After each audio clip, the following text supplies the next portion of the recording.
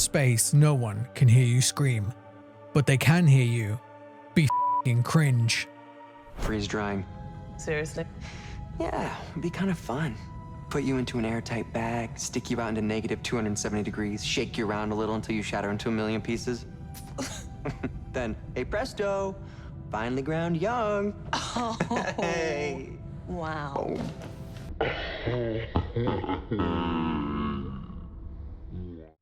So this is Directive 8020, the latest Dark Pictures anthology game, and in fact this is the start of Season 2 of the Dark Pictures anthology. Now IGN gave this one an 8 out of 10 and called it a step forward in the series. Now that might be true, in a way it is a step forward for the series, but it's also unfortunately 2 steps back.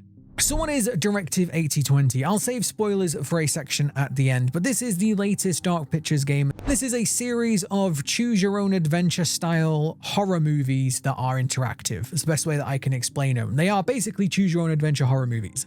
And I like them all pretty much. Like, I like this premise. I like the idea of you go into a game with a cast of characters and then horror movie stuff happens and you're trying to get them all to survive, making choices, having dialogue. Every little thing that you do could influence something else, which might lead to a character being saved or a character dying. And this is just more of that. It's more of the same. If you like that style of game, there is a chance that you will like this game too, because it's the same. The problem that I have is that there is a lot about this game that is actually worse. So this one is the first one set in space. You play as members of the crew of the Cassiopeia. This is a spaceship that is traveling to a planet called Tau Ceti F, which is supposedly going to be the new home of humanity. The Earth at this point in the timeline is pretty much bollocksed, and so you're looking for a new home, and you are the first ones. You are the tip of the spear who are going to arrive there first, and you're going to set up communications for the second ship, the Andromeda, which is going to bring all of the first colonists who are going to start building a colony for the rest of Earth to eventually move there. That's the basic premise of the game, and very quickly you realize that something is going wrong. At the start of the game, you play as 2 of the sleep technicians. These are the only 2 of the crew that are awake for the entire 4-year journey. Everyone else is in hypostasis or cryosleep or whatever. And while you guys are awake just before you reach the planet, the ship is hit by a meteorite. Now, as you try and fix the ship and investigate, something weird happens, and one of the crew member turns crazy and starts to kill the other one. Then the rest of the game is the rest of the crew waking up and trying to figure out what the hell happened, why somebody's dead, and what the hell is going on. Obviously, the game spirals, there are monsters later, and we'll cover that all in the spoilers, but that is the basic premise of this game, and it had a really good potential, it had a really good chance at doing this type of game, kind of like an Among Us style thing in space with the Dark Pictures flair, the Dark Pictures style of game. And in some ways it does it okay, but it really does fall flat in many others. So let's break this video down. Let's do things that I like, things that are mixed, and things that I dislike about the game. So let's look at the things that I like first, because that one will be a much shorter list. I did like the overall story. The overall story of this game, which I'll spoil later, is pretty well written. I really found it quite interesting. There's some really interesting ideas that are being adapted here and that they do tie into the overall story. And they do a really good job of tying those ideas into the mechanics. Now, the Dark Pictures games have always been mystery type games. Yes, they are basically horror movies, but there is always a big twist somewhere throughout the game. And if you pay attention throughout these games, you can often find little clues, and you might even piece together the twist earlier, which I did. I figured it out really early, like really early, but that's fine. And the games always have these big twists at the end. And I really did like this game's big twist, and the game's twist really did do something very clever with the mechanics, which again, I'll talk about in spoilers, but that was great. And something else that the game did, or it tried to do, was innovate on the gameplay. And in some aspects, this game did innovate on the gameplay. There are some stealth segments in this game which feel very new, very fresh for this series. Usually this series is 90% dialogue between characters, with the occasional walking around areas, having a bit of an explore, and the rest of it is basically just QTE cutscenes. Now, all of that is still absolutely present, and the majority of the game is still that, but it's also broken up with some stealth segments. I did enjoy these stealth segments, but as I'll come into the things that I dislike, they started to get very tiresome very quickly, and they eventually became incredibly boring. Another thing that I really did like is the design of the monsters. Now, yes, there are monsters in this game. I'll spoil why later, but there are monsters in this game, and the design of them is really cool. They look really great, like the way that they are animated and the way that they look very The Thing-esque. I really liked that. Could argue that they are just rip-offs of The Thing, but we'll get onto that. But they did look really cool. I think these monster enemies look really great, so good job on that one. Now, let's get on to the things that are mixed. The first mixed thing is the rewind system. This is a brand new feature that they added for this game, and what this is you get given options of difficulty, but you also get given options of whether you want to enable the rewind system or not. The rewind system will allow you to take a choice, whether that is you failing something or you choosing a particular dialogue option or a particular story choice, and it will let you rewind that choice. Now, the reason why this is so mixed is because these games are supposed to be choices matter games. In these games, there are many different choices that you are making, and those choices will influence future events. Often, those events will influence whether a character lives or dies. For example, you might have a little dialogue option at the beginning of the game where you might lie to somebody or you might tell them the truth. That lie could maybe get them killed, or that lie could save their life, but you often don't really know that until later. This is one of the big strengths and weaknesses of these games, is seeing how your choices really directly influence what happens in the game, including whether a character lives or dies. And so, while that's really cool and no other games do it like these games do, the problem with that is sometimes these choices are not obvious, and you might have two choices that seem, you have no idea which is the good one, which is a bad one. A choice that might seem like a really good choice might not actually be a good choice for a reason that you don't know yet. And so it can be frustrating when, for example, you're given the choice between walk through the door or jump out the window. And you go, well, jumping out the window seems really dangerous, so I'm going to walk through the door. You walk through the door, but it turns out that's where the serial killer was hiding, and so now your character is now dead. Whereas if you'd have gone through the window, your character would have survived, but you don't know that. Now, this new system, which I didn't use by the way, but this new system allows you to completely undo a bad choice after you figure out that it was a bad choice, so that you can then go on and carry on and do the right choice. Which, if you find the whole point of choices matter frustrating, this is going to be a good system for you, right? But if you like these types of games, you're probably not going to really like this mechanic, because it completely takes all of the weight out of your choices. If you can just erase your choices no longer matter. It's like taking the whole point of the game away, and if you like that, that's great, so I'm glad that it was an option, but it is also kind of, what's the point of having choices that matter if they don't actually matter? Now, the setting was also something that I find kind of mixed about this one, because on the one hand, it was really cool being on a spaceship in space and having all of these like tight corridors and walkways and vents that you have to go through. And there were rare moments where the game really used the setting to increase the horror.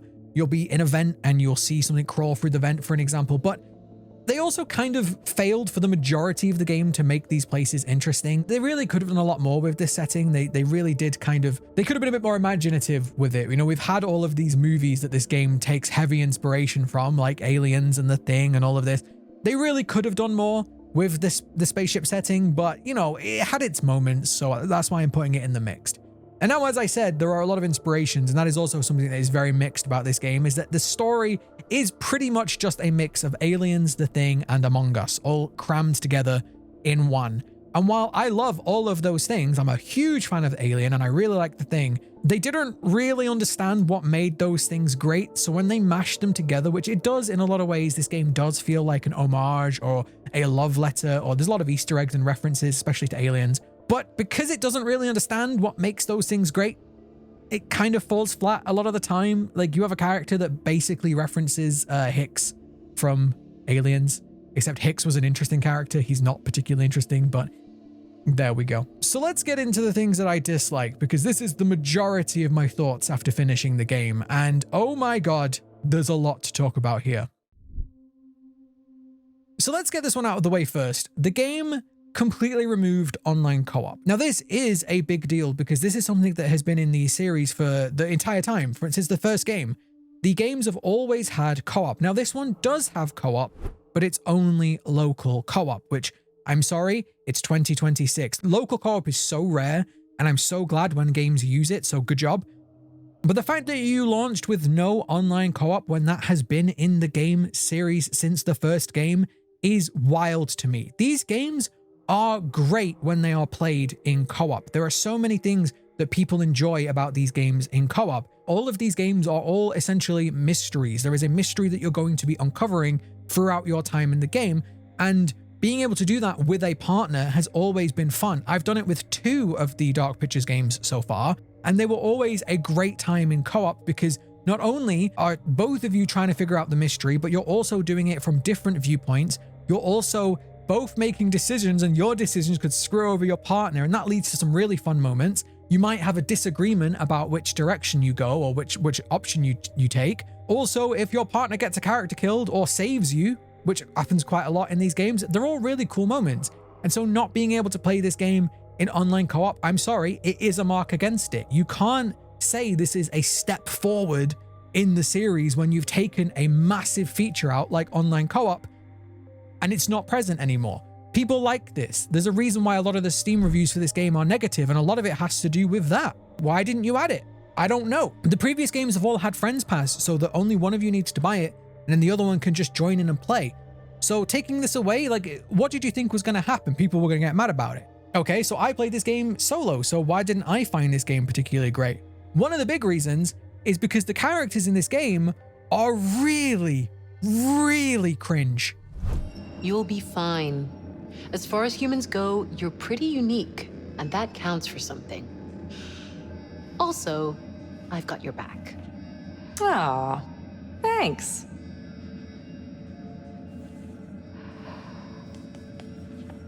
These are some of the most cringe, millennial fucking idiots that I've ever seen in a game. It's so bad. And I'm saying this as a cringe millennial.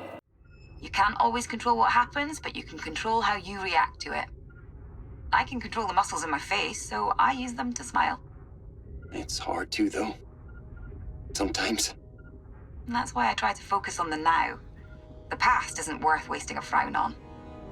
The past guides us to the future. But what really matters most is us. Right here, right now. Fixing this ship and making history. Loving this energy, Carter. The characters were written so poorly that they ranged from boring to unlikable. Now, there was a couple of characters that were like, okay, like I liked Cooper. Cernan wasn't bad either. He was the like wise old gay guy who had all of these sayings that he just threw out in moments. But the characters, generally speaking, I didn't really love any of them. None of them were likable. And it's because the way that they were written, you can tell that these characters were written by millennials who don't have a lot of life experience. This is going to sound so mean. I have to be honest, okay? I have to be honest with you. These characters were so unrelatable and they were so unlikable. Now, most of my problems from the character dialogue comes from the incessant need for quips. Everything had to be a quip. You know, you have a super serious moment, people are talking about their hopes and dreams and ambitions, but just kidding. It's game over. I know it. It's over. Say your fucking prayers, because we're not getting out of this one. What the fuck are we gonna do, man? What are we gonna do? Please, shut up. You're not listening. Can't you see what's happening here? I said shut up! What the fuck is your problem? You're meant to squeeze it. You gotta throw a quip in there. It's like, I don't know, it's almost like some people are allergic to anything serious. It's like they can't handle it, so they have to throw out a joke. They have to throw out a quip. They have to throw out a, just kidding, Slay Queen.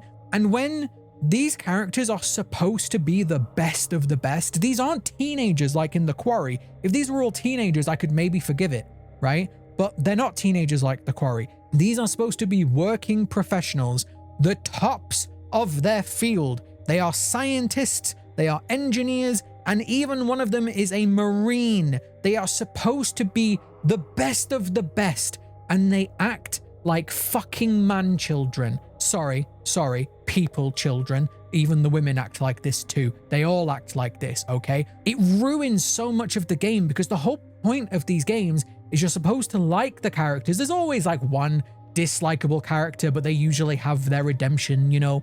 None of that here, by the way. They're all levels of unlikable because I can't relate to them. I can't relate if you're telling me that these characters are supposed to be professional adults and yet they're constantly going, Slay Queen, yes, bestie. I physically can't.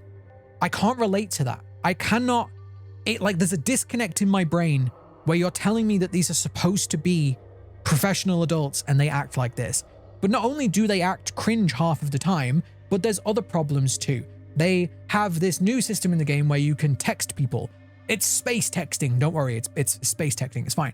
But you go through an area, for an example, and you'll find a little secret and it'll be like a book. And then you'll get, oh, you got a new message. So you go and text somebody and it's like, hey, I found your new book. Oh, really? Where was it? It was in a locker. Oh, that's strange. Tell me if you find anything else. I will. Okay, bye then. That's the level. Like, this is additional dialogue added into the game in text form.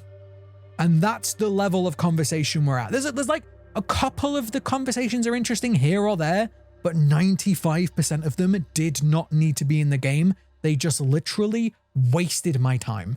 And this also gets worse when you take into consideration two other problems, one which is the pacing, and the other one is the lack of any sort of emotional depth. Now, there are a couple of parts throughout the game where you do have some genuine emotional moments, and that they are great, okay? That's great.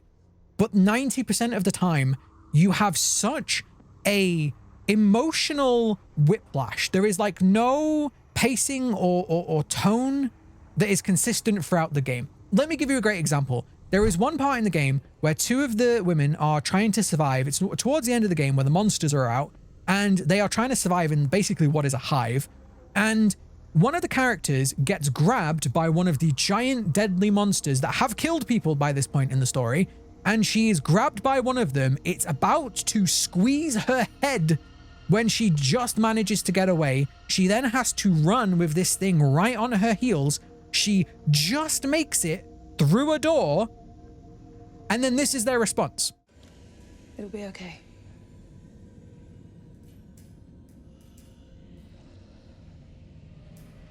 We don't have time for this. Let's keep going.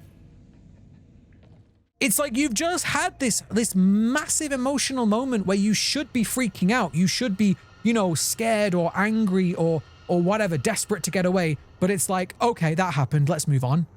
There's like no, like the tone of it. And this happens so many times throughout the game where a character will not act like a human being. It's like, honestly, this is going to sound so rude and I'm so sorry, but it's my truth. It's my truth, bestie. Okay. At one point, I was questioning whether these characters were written by ChatGPT because you have a character who's nearly just burnt to death, okay? Not only is he nearly just burnt to death, he's just seen another character burned to death in front of him who looked like he was menacingly about to kill him, by the way. But, you know, he's like, there's a lack of oxygen in the room or something because his first reaction to almost burning to death and almost being killed by another character is to start yelling about how he loves rain. Backup fire control systems engaging.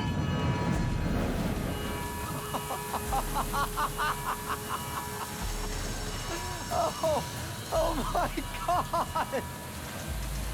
I have never been so Rain on happy me. to be rained on!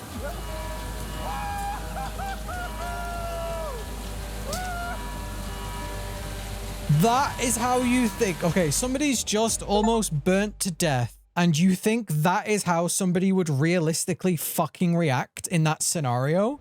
It's so unbelievable. It's so like, it just, I don't know. It's just cringe, man. It's just cringe.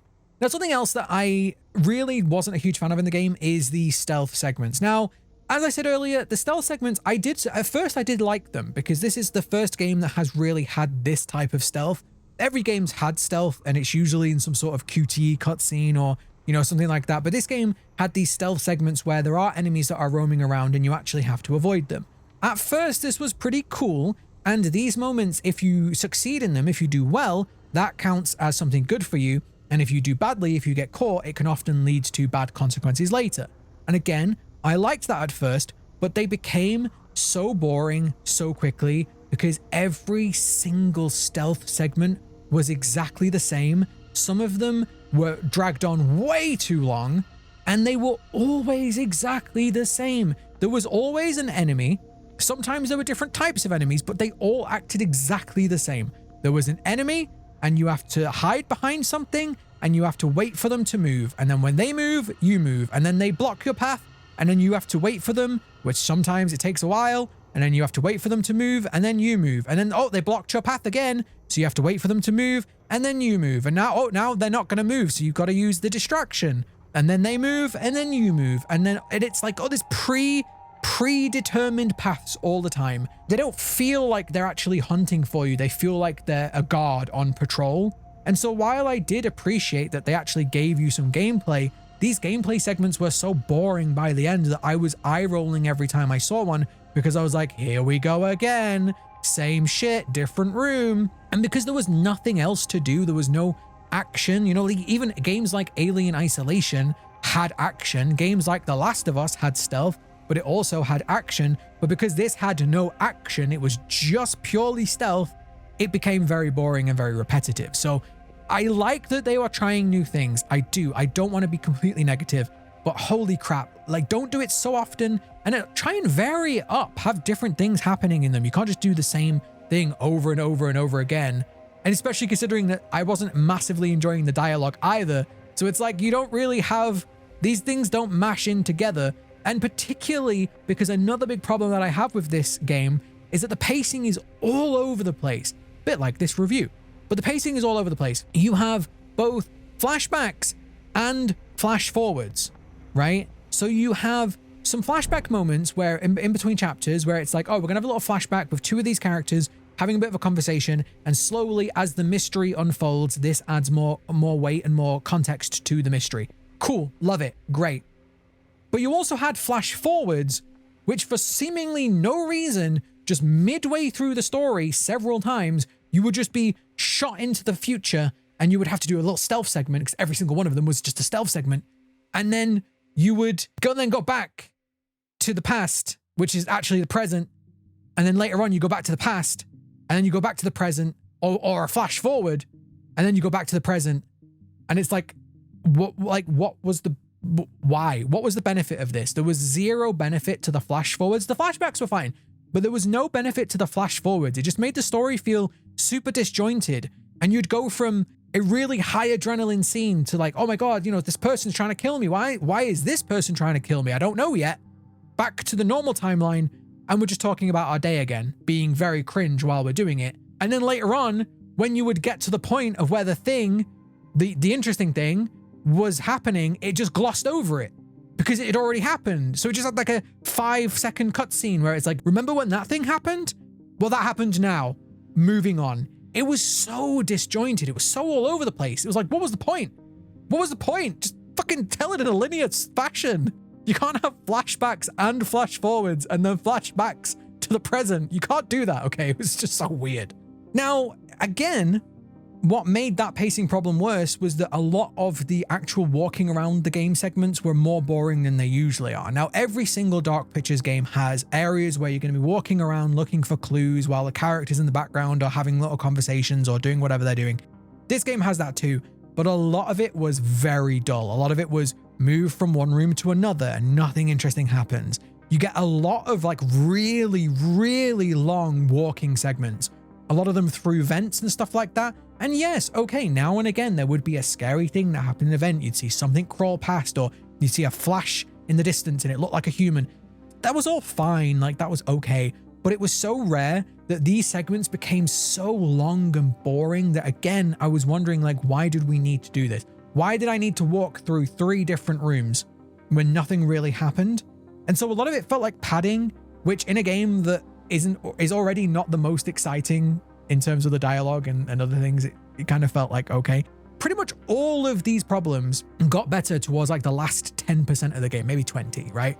The last segment, the final act or two was so much better because so much stuff was happening. So many like story reveals were happening, big monsters were there, like lots of action, lots of stuff was happening. That was actually great, which led me to wonder, why is this game so long? Like, cut some of that fat out. It didn't need to be there.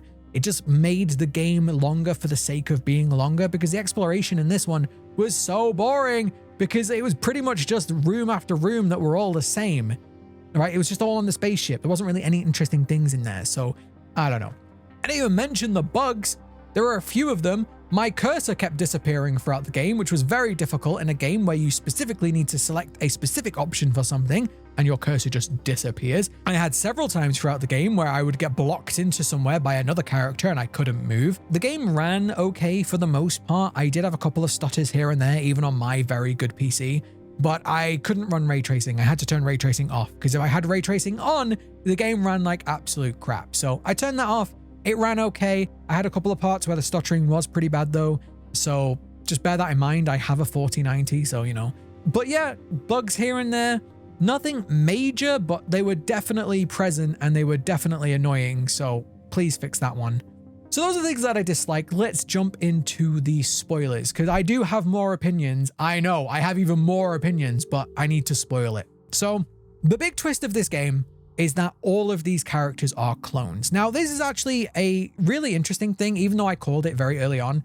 It's a really interesting thing that they did with this game. So the whole actual story of this one is that you are not the first crew of the Cassiopeia to get here. They are using clones to send them to the planet. And just like in Aliens, the company knows about the alien. They know about the stuff, the bad stuff.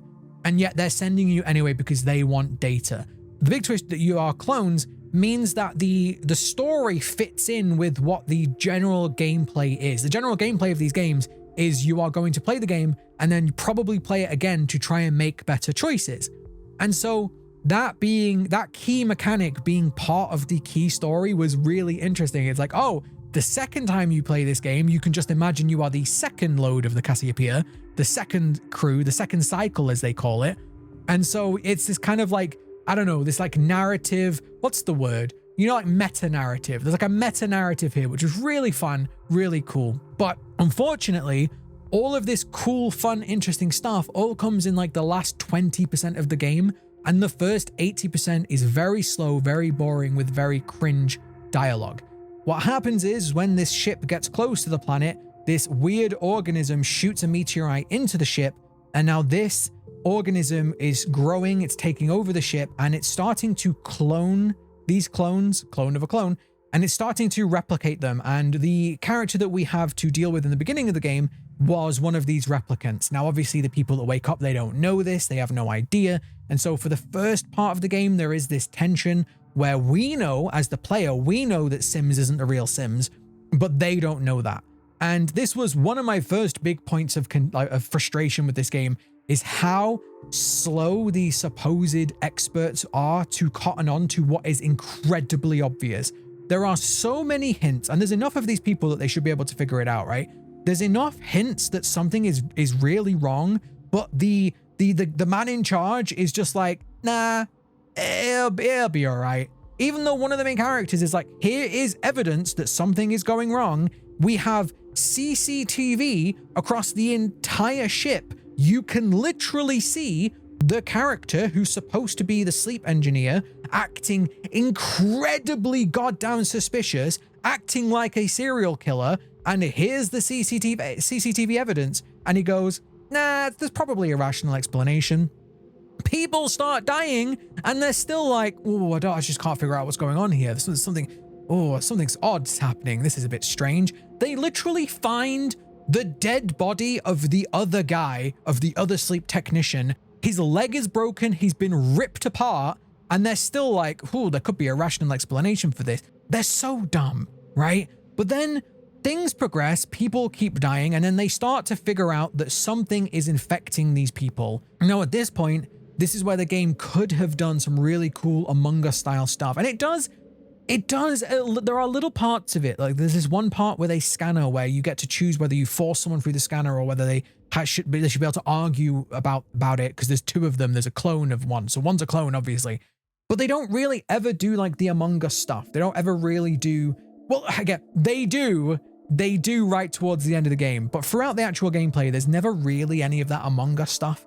There's just a couple of cutscenes here and there. For the rest of the game, it's just kind of forgotten about, especially because the second half of the game, the fleshy substance really starts to grow and creates lots more monsters, and the monsters start to grow and mutate too. They become very quickly, they go from a replicant of a human to, big monster, big scary. And I want to say for me personally, while these were designed really cool, like I think they looked really cool, they were some of the least interesting and least scary enemies from any of these games. If you compare these to, say, the Wendigos from Until Dawn or the werewolves from the Quarry, whatever, like cool, they looked cool again design wise, but they didn't really feel that interesting or that scary, particularly when these enemies were just constantly being used in the stealth segments. There were so many segments where I just have to sneak past them because these enemies are dumb, right? Even though they have intelligence and they're shown to have intelligence in the cutscenes, they have enough intelligence that they can literally copy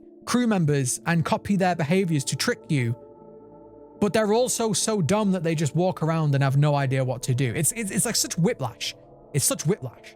The thing else that I do want to point out is that the curator does show up in this game. Now, I am aware that the actor for the curator died, so this game does not have proper curator segments like the previous games did. You're not going to be meeting the curator mid-chapters and talking to him and having all that stuff, which, yes, I get it that the actor died. It would have been cool if they could got somebody new to do it because, you know, that was a really interesting idea that the previous games did. And so it's a real shame that we don't have that. But okay, fine, I understand it. But they still had the curator show up in the background of scenes. Now, this is something you might not actually know, but in all of the games, right before somebody can potentially die, particularly in some of the high action sequences, you can often find the curator hidden in the background. I love this kind of stuff. I love when movies and games do this, when they hide things subtly in the background for those with keen eyes to see. Except this game doesn't hide them in the background with people with keen eyes to see. It throws him in your fucking face. He's like, oh, there's a curator. Remember when we used to hide the curator? Here's the curator. Oh, look, he's right there, guys. Look, he's right there. Did you see him? You did? Oh, you missed him? Well, here he is again, right in frame for you. It's like they don't understand what makes these games great. And I need to understand like what is happening at Supermassive. I don't know if they have too many projects. I don't know if they're using AI instead of humans. I don't know if like the management's terrible. I don't know if they've suffered with layoffs. I don't know what it is, but it seems like they can't even make the games that they used to make great anymore. Like they can just about do it, but they're struggling. You can tell that they're struggling as a studio. And for IGN to give this an 8 out of 10, it's interesting, isn't it? Interesting how some games get rated really highly by IGN and others don't. Very interesting, that's all I'm going to say. But yeah, that's it. That's my review. The game was fine. I didn't hate it. I will play it again. I really hope that the next game is better than this though, because holy shit, for the first game in the second season of your Dark Pictures, your main basically game at this point, what a letdown. But yeah, let me know, what did you think about this game? Did you think it was great? Was it the best game you've ever played? Did you think it was trash? Let me know down in the comments below. Just be respectful about it. Thank you very much for watching, and I will see you next time.